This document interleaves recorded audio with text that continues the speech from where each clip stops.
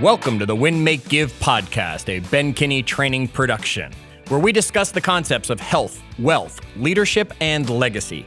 My name is Chad Hyams, and, well, I'm not joined today by Bob Stewart as he's social distancing himself and keeping himself secluded at home, although I do have with me Ben Kinney. Ben, say hello to everybody. Hey, everybody.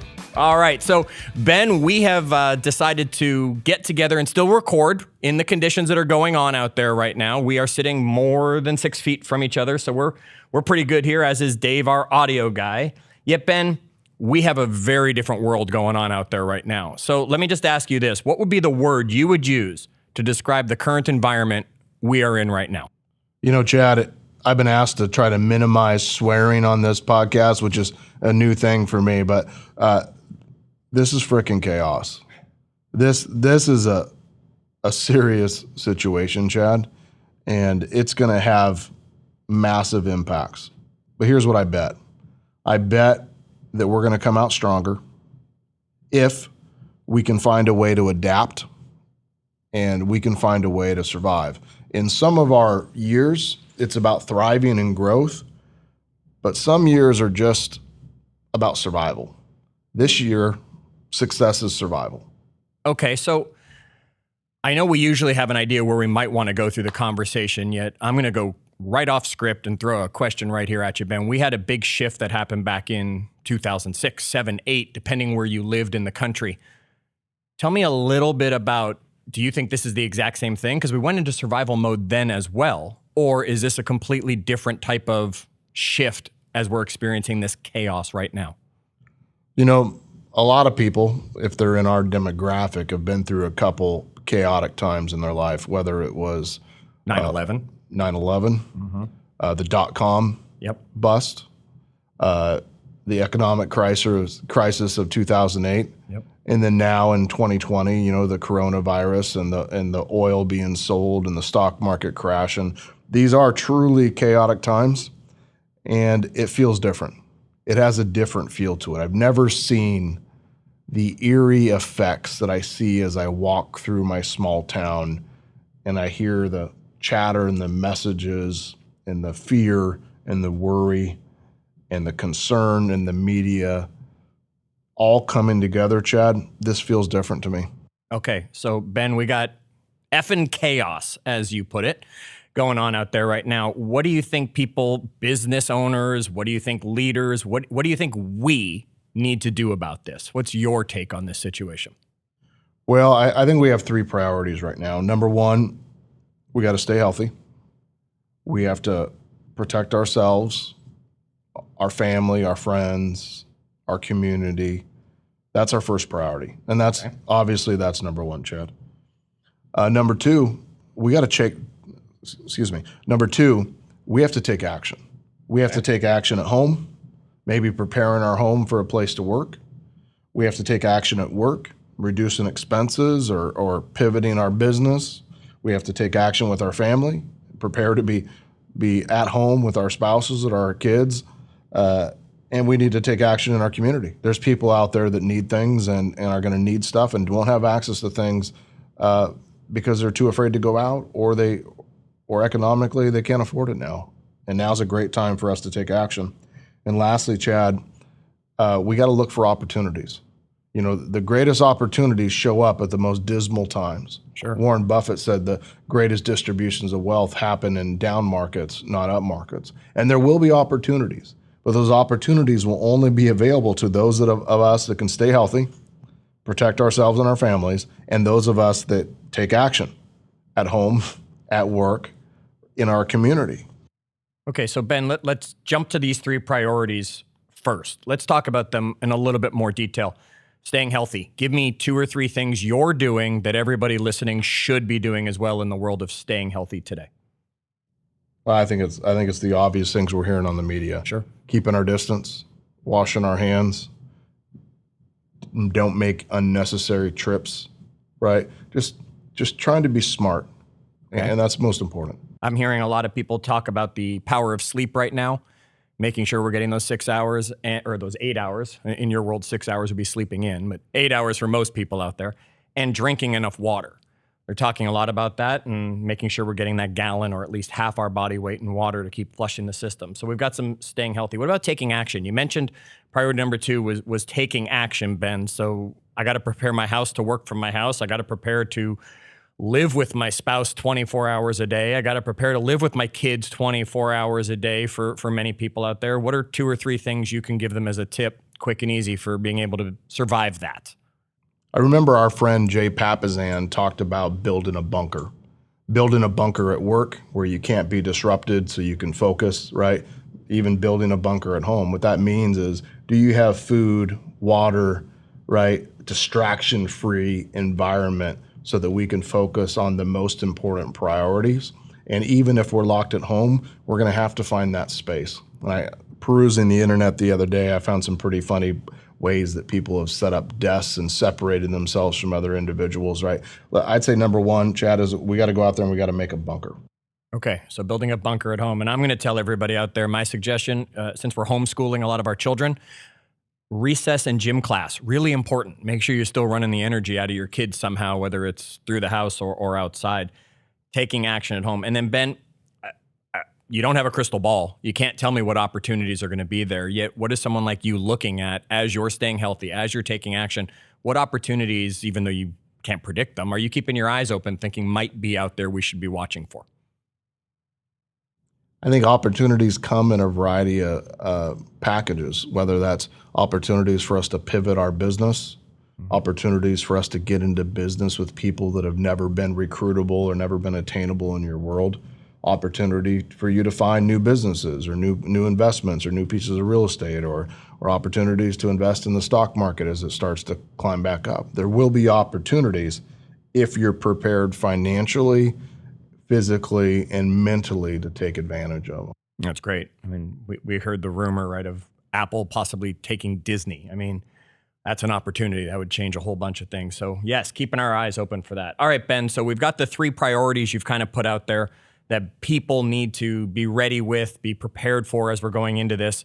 What's the first thing, though, we should all really be doing right now just to know which way to move? Well, we need to have a reality check. And it's a funny thing to say, but you need to know where you're at, where you're standing, what's going on, what condition you, your finances, your business, everything is in. And you're going to have to do this on a regular basis. So I came up with some questions that I've been thinking about that I need to ask myself on a regular basis so I can truly have a reality check of how this situation is proceeding or progressing. Okay, so let's go through these. I mean, if they're good enough for you, they're something everybody out there wants to hear. So Ben, give me question number 1. Is this going to get worse? Oh, okay. And it depends where you're at in the world and what's going on. In our situation today, it's going to get worse.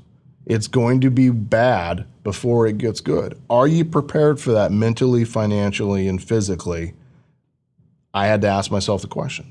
My response was absolutely. Next question, Chad, is how is this going to affect me or the people in my household or the people in my business, and what can I do about it?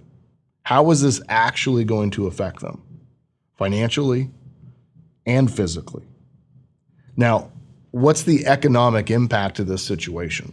How is this going to affect my business, my household, personal finances, my community, my friends, and my customers? Next, how long is this going to last? Right? We already figured out that this is going to get worse. But even if it doesn't get worse, how long is it going to last? One of the biggest mistakes that we can make is being overly optimistic about the situation that we're in. I believe at today's date that this is going to last for months and months. And many times when you get into situations of chaos, you have to understand that this is going to take longer than you ever thought. Therefore, it helps you prepare. Next, is this a snow day? What do you do on a snow day, Chad? Well, I hate the snow, so I go to work. But most people take a day off, stay in their pajamas, drink a bottle of something, and don't do anything. Oh, we make snow angels and snowmen, and we have snowball fights, and we don't work. This is not a snow day. In this situation of chaos, it's not a snow day. This is going to last for a while. You don't see people in Minnesota or in the far northern Canada, right, taking a snow day every day. That's right. Because that's the reality that they're in. This is what I like to call, Chad, a season. A season is not a snow day. How long does a season last for? 3 months. 3 months, 4 months, 5 months. Football season, baseball season, the fall, the summer, the spring. It lasts for a while. In this situation of chaos, this is a season. Prepare for it. Do not treat it like a snow day. Now, last question that I asked, Chad, is how are leaders going to show up? Am I going to show up like a leader? Are people going to need me as a leader today? This is when leadership matters. Okay, so I want to keep going on that thought, yet I want to make sure we all have these questions that we should be asking ourselves. And you're saying asking these every single day. This is not a one-time ask. This is ask every day, even though some of these questions, of course, will be obvious. Yet question one, is this going to get worse? And we know, yes, it has to get worse before it gets better. How will this affect me and the people in my world is what you're telling us to be looking at. What's the economic impact that's coming from this situation that we're in? How long do I believe this is going to last? And then is this a snow day? Which, of course, no, that's not even a question you have to ask yourself every day. It's a season. That's a great way to put this. This is absolutely a season. Except for, Chad, people are treating it like it's a snow day. They are. They're treating it like it's a 1 week or 2 week piece of chaos, right? How long did the economic downturn, the financial downturn in 2008 take? 2 years? Yeah, a couple of years before you saw a light at the end of the tunnel, right? Could this situation we're in today be that long? Could be. It could. Sure. We don't know. Right. That's the key. We don't know how long the season's going to last. Right. We just know it's not a snow day. So there's no snow days. No more snow days. No more snow days. If you need to take a day so you don't go crazy through all of this, take a day, yet you can't let every day be a snow day. And of course, we have to keep seeing how it's going to go. The last question you said is, how are leaders going to show up? So Ben, we're here talking about leadership. That's one of the things we like to focus on. How are leaders going to show up? I started asking myself the question, how do you lead through chaos? And that's been going through my mind nonstop. Well, you have to understand what the leader's job is in chaos. Number one, Chad, the leader's job is to take action, is to walk in to whatever situation they're in and not dwell on it and not postpone it, right, is to take action. If they take action quickly, they can dig themselves out of most bad situations. Okay. Failure to act, right, can be life-ending in health, in finances, in your business, etc. Number two, leaders work off the facts. Leaders focus on the data, and they're constantly searching for it. I've been reading over 100 articles a day from a variety of sources so that I can come up with my own perspective on the situation. Key thing, Chad, variety of sources. Yes. Focused on the data and the facts. I'm not being manipulated by the media or by my peers or by social media. I'm focused on the data so that I can make educated decisions for my personal situation and for my personal businesses. That's a great point you're making, Ben, that it's a multiple sources you've got to get this information from. Because if I just went off Facebook, either the world is ending today or this thing's going to be over tomorrow, because there's complete extremes depending who I'm listening to. Same thing whichever news channel I decide to put on. All right, so keep going. What's next? Leaders prepare for the worst. We're building bunkers.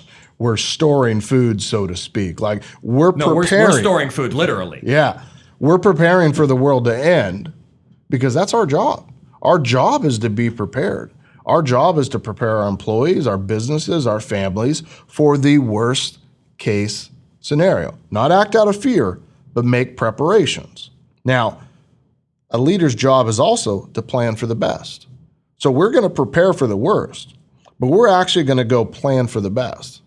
As this thing evolves, as we work ourselves through whatever piece of chaos we're in, right? What's the best case scenario? What are we hoping the end is going to look like, right? How do we walk out of this with the ability, once we can touch each other again, to high five?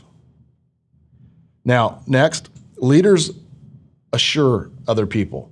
They make sure that you feel good about stuff. Leaders act calm. When everybody else is acting in fear and being chaotic, leaders act calm. They walk around giving other people confidence that things are going to be okay. Not a false sense of security, just confidence.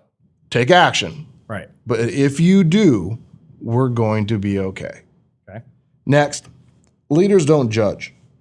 Especially in this situation here today, we're not going to judge those who want to stay home and stay safe and stay healthy, but we're also not going to judge those who want to show up to work and keep protecting their business and their livelihoods, as long as both parties can find a way to do it safely that does not affect or infect, as the case may be, others. We aren't going to put judgment on them. Okay. Now, leaders are empathetic, Chad. They have empathy for what's going on in the world and how it's actually affecting others. All right. And before we jump into the conversation about empathy that you just brought up, let's go over some of these things that you believe, again, that leaders, if they're going to show up, here's how they're going to show up. One, they're going to take action, because not taking action is the same as taking bad action. I mean, you've got to take some sort of action. They're going to work off facts, data. They're going to make sure they have all the right information. They're going to prepare for the worst while planning for the best. So they know what best case and worst case scenario look like, and know that probably neither will come true. We'll probably end up in the middle there somewhere. They're going to assure others, bringing confidence. They're going to act calm, and they're not going to be judging what they're seeing going on around them. Okay. So the last one you brought up there was they're going to have empathy. Now, Ben, we just did a whole series where we covered empathy as one of the emotional intelligence pieces, and we got to dive into that. Yet, it's a different world we live in today than when we even just recorded that conversation. So talk to me, Ben. How important is empathy in today's world? Empathy is our ability to understand other people's feelings, their makeup, and the situations that they're in. There's never been a time when the world demands more empathetic leaders to show up and say, I understand that you're scared. I understand that you're worried. I understand that you're afraid of failing or your business failing. I understand that financially you're stressed. I understand that you potentially are sick, right? Empathy is required right now in order for us to lead. Now is not the time to be a hammer. Now is the time to grab, except for you can't touch anybody, somebody's hand, and walk with them through the chaos. Chad, we need to empathize with others, including our employees, our peers, our team members, our clients and our customers, our leads in our database, our community, our neighbors, our friends. There's never been a time when they need us more to sit back and say, I understand how you feel. I understand that you're afraid. I understand that you have doubts about our decisions. I understand that you're afraid of failure, or that you're struggling with your business, or you don't know how you're going to make payroll, or that you're afraid of getting sick, or you don't want to bring it home to your father or your mother or whatever. We need to make sure that we understand that. And with that, there's going to be a lot of voices from both sides giving us judgments and telling us what they think. Here's what I want you to know, Chad. The loud are not the majority.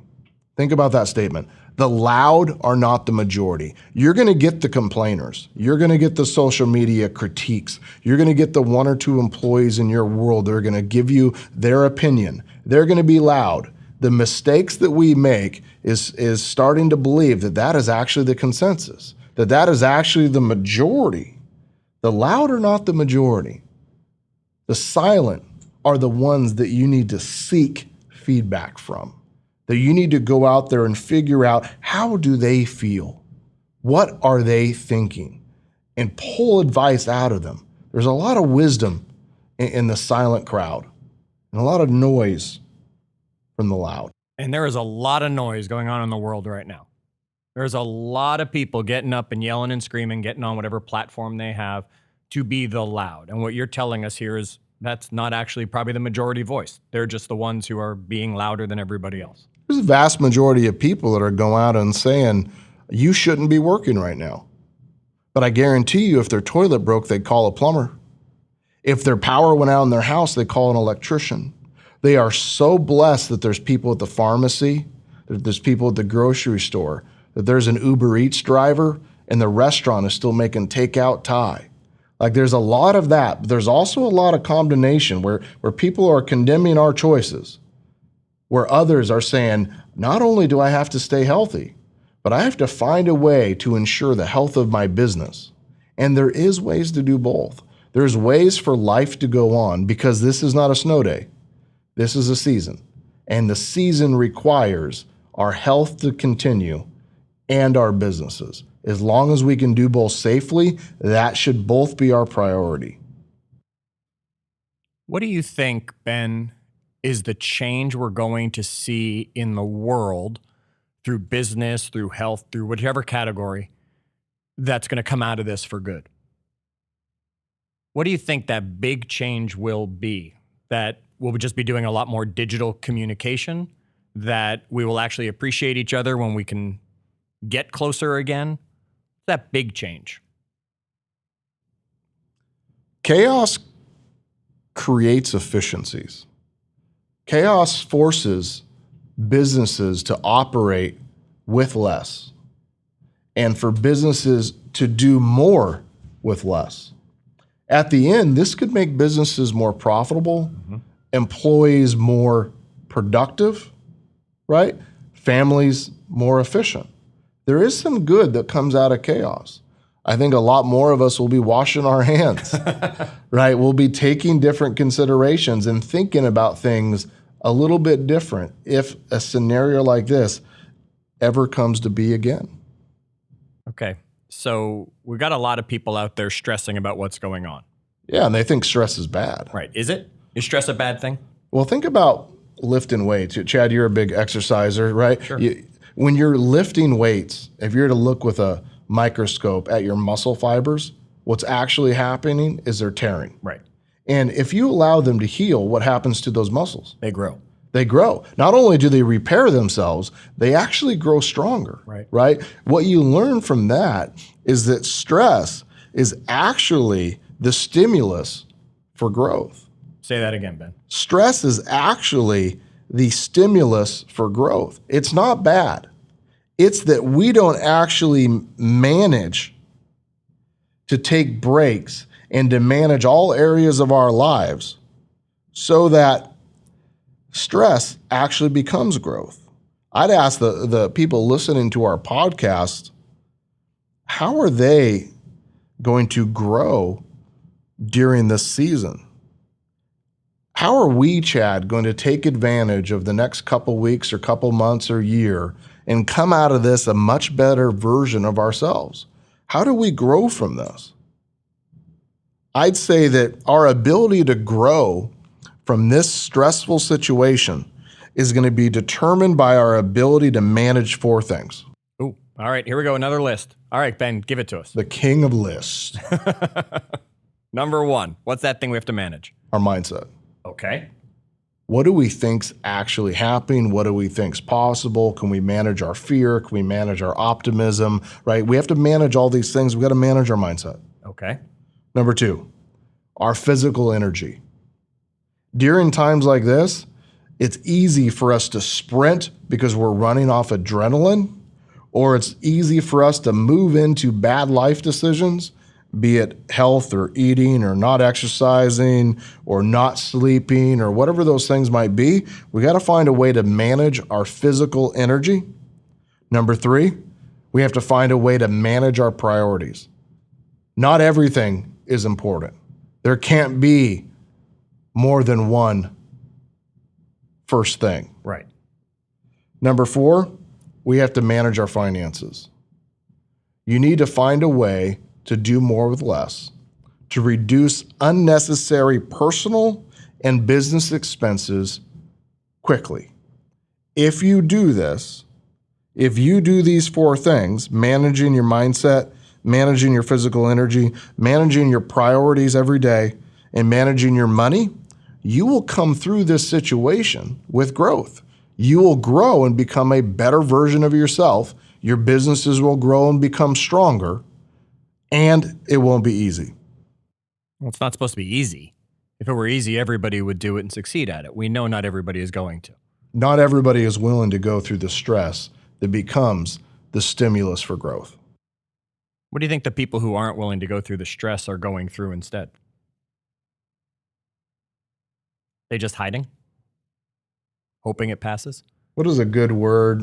It's not coming to the top of my mind for like not acknowledging the current situation. Denial?